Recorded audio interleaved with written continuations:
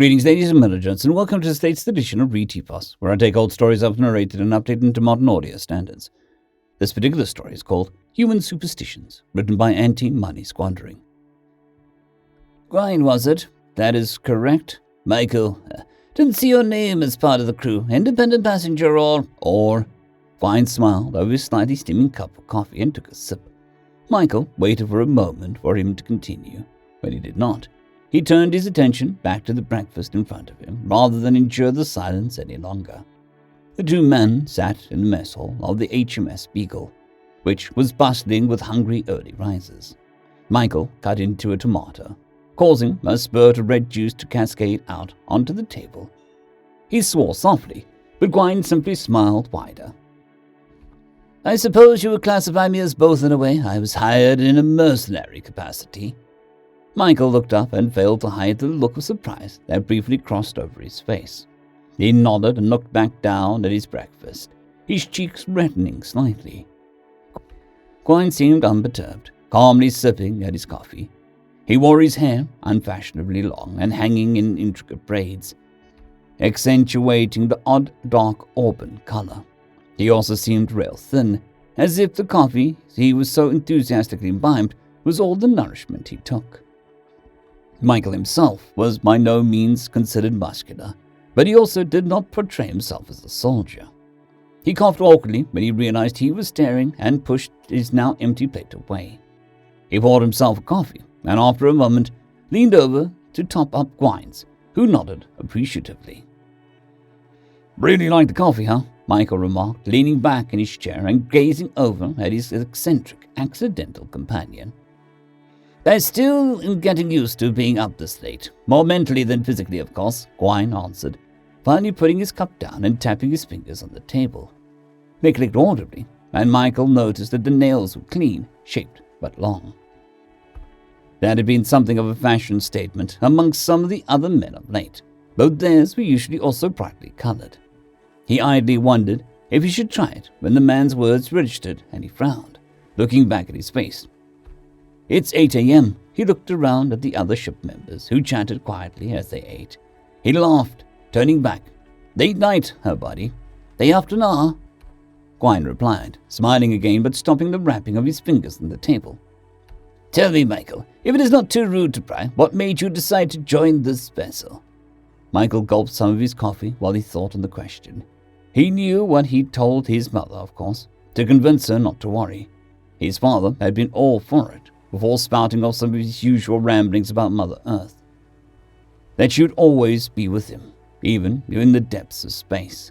The image brought a smile to his face, and after a moment, he lowered the cup to the table and shrugged. Usual story, I guess. Money is good, very good. Probably due to the risks, given where we're going, who we're meeting, and I suppose I want the adventure, the chance to go to places humanity has never gone before. And when we had that first contact, actual aliens, you have to jump at the opportunities like that. You certainly do, Michael. You certainly do. What about you, Gwyn? A mercenary. A mercenary? Must have been the money, right? The corporation feuds seem to have died down recently. Doubt there's much work out there for you these days. Or are you an adventure seeker too? Gwyn nodded, causing the braids to shake slightly, and resumed his tapping on the table. He did it rhythmically. First his little finger stabbing down, to be followed in swift succession by the others. The noise drummed out over and over, until Michael felt that all he could hear was the repeated beating on the table. You know, Michael, there are a myriad reasons for my joining this expedition. The split. My family warned against it, of course, but I explained my reasoning. They failed to join me still. They are rather stuck in their ways, old-fashioned. The drumming continued, a thrum in the air that vibrated throughout Michael's frame. It encompassed his senses, though he still focused on Gwyn staring back at him, hands now crossed under his chin. The throbbing continued, the pressure increasing. On a spaceship such as this, day and night hold far less sway than they did back home. We are cut off from the sun's rays, and that of other stars inside you, protected by layers of shielding and metal. The day is recorded only through artificial lights. So here, on this ship spiraling through the great black of space, we are all awake together, the wolves wandering among the sheep. Michael felt a vein in his head twitch. His vision blurred slightly. He hadn't had a migraine since he was a boy, but the precursor to one was still something he remembered vividly. He closed his eyes tightly for a second, seeking solace in the dark before finding himself staring, all the more entranced, at the man opposite. There are smaller ships on board here, some fighters, and scout ships, difficult to pilot, I imagine, save for those trained in their use. So for all intents and purposes, there is nowhere to go now that we have begun our voyage, our long journey to the unknown, expertly provisioned for to ensure that everyone on board has more than adequate sustenance. Gwyn paused and lowered his hands to the table, palms flat and fingers splayed. Everyone. Michael found his gaze drawn down to those resting hands, the fingers long and seeming even more elongated by the tipped talons at their ends. As he stared, he could only make out light blue veins seemingly lying just below the surface of the thin white skin that covered them. The drumming continued, but the pressure was steady now, a constant ache against him, as if the gravity had been increased. Did you know that it takes around 40% of blood loss to kill you? Nearly half of your blood. A large amount. Wouldn't you agree? 4 pints of blood in an average male.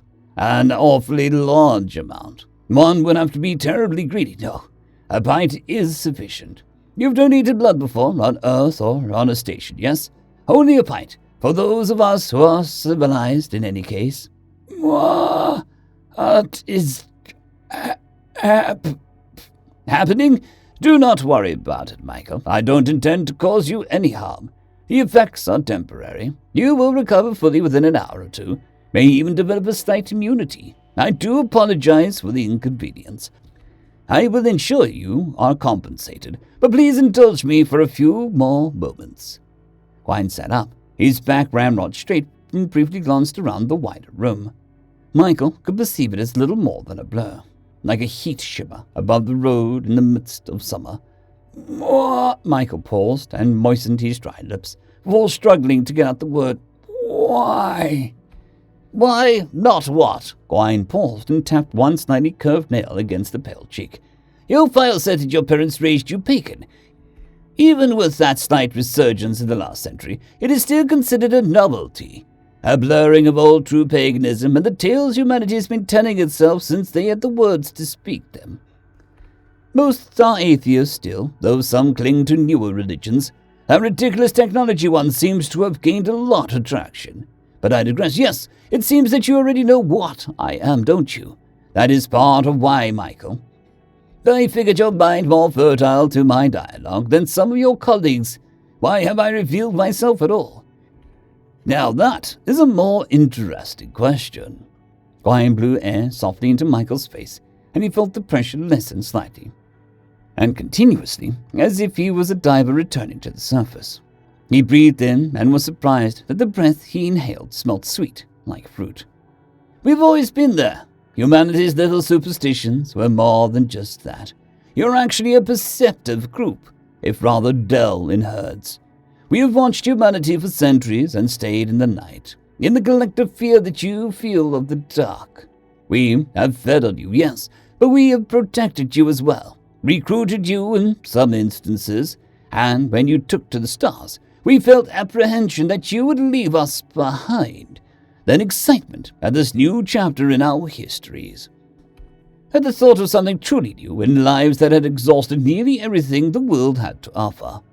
When we saw that first meeting between you and the new species you found, living so far out here in the black, we felt something else, something that we were not accustomed to feeling. Fear. Michael shook his head, his ears ringing slightly, but the pressure dropped even swifter, his headache fading as if it never was. You know what an apex predator is, Michael? The top of the food chain. Humanity always fancied itself an apex predator, and I suppose you are. But we are above you still, ancient predators that have changed little over the millennia. So trust me when I say, when we first saw the footage of that first meeting, when we saw those creatures, we knew we were looking at predators. If our hearts still beat, they would have frozen at the sight of those things. They have espoused peace and prosperity, but we fear they wish only to sow death amongst humanity. I doubt that you will believe me, but in time you'll see that I am not trying to deceive you. Sometimes it takes a monster to see one.